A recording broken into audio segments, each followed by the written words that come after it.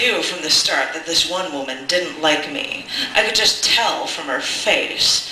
We never spoke. She was like my unspoken enemy. And so once I was doing laundry work, and there were rows of machines and tables for folding and chutes for dirty clothes to fall onto the floor, for pipes running along all along the ceilings, and steam coming out all over everywhere. And there were others there with us, and guards too. But once I looked, and it was totally silent, and no one was there except for her. No other prisoners, no other guards, nothing. And she was just standing there, facing me, square on. And she was swaying a bit, like she was getting ready to pounce. And I knew that she planned this, and that she got some of the other inmates to distract guards so that she could kill me.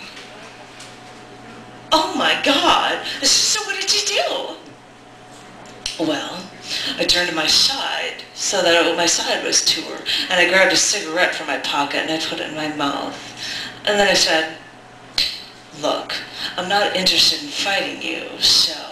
And then I reached into my pocket, the one that was away from her, like to get a lighter, and then I took out my two hands and clenched them together like this, and I just swung them around like I was swinging ball and chain, and I hit her there, right there, really hard with my hands. Oh my God! Yeah, so I was hoping that I could just get in one good blow and then be out of there and teach her, like, not to fuck with me again. Oh my God, so what happened?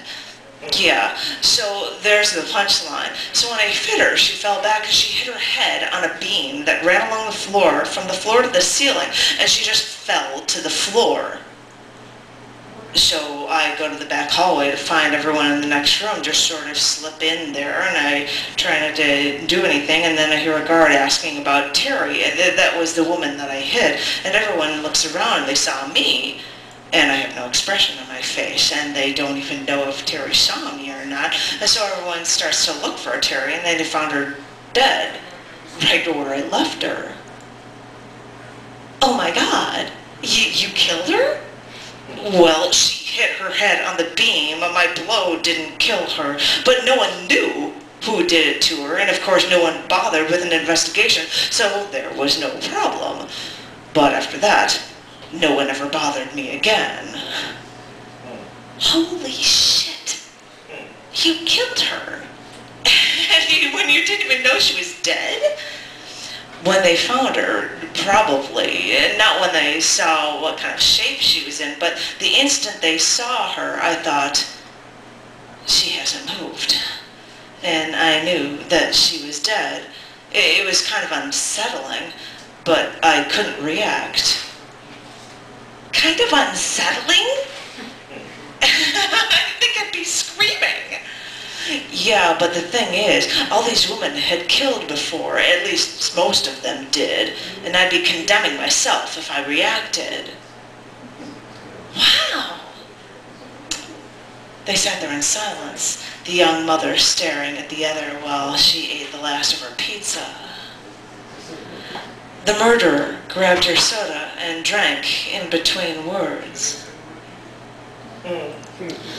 Yeah, so prison and everything after that really seemed different. I figured out how to remove all emotion from myself when I had to. That's wild. And once I figured that out, how to make my face unreadable, it was easy to be able to read what other inmates were thinking. I could read anyone's face. Someone could twitch once and I'd know whether they were afraid of me or not.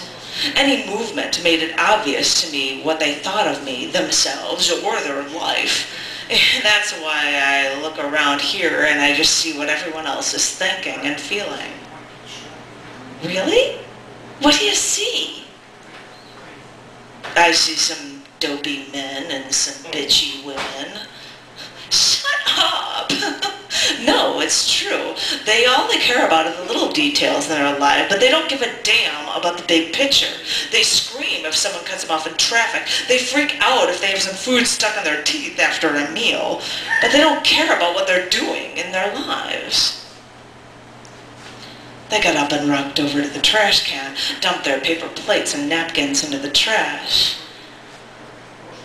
I see a lot of people walking around with a blank stare, but it's not an emotionless stare. It's that they're all resigned. It's like they all assume that this is the way their life has to be. Oh, come on, it can't be that bad. Yeah, it is. It's like they were all in prison too. And they walked out into the mall, and I sat there, staring at my drink. Thank you.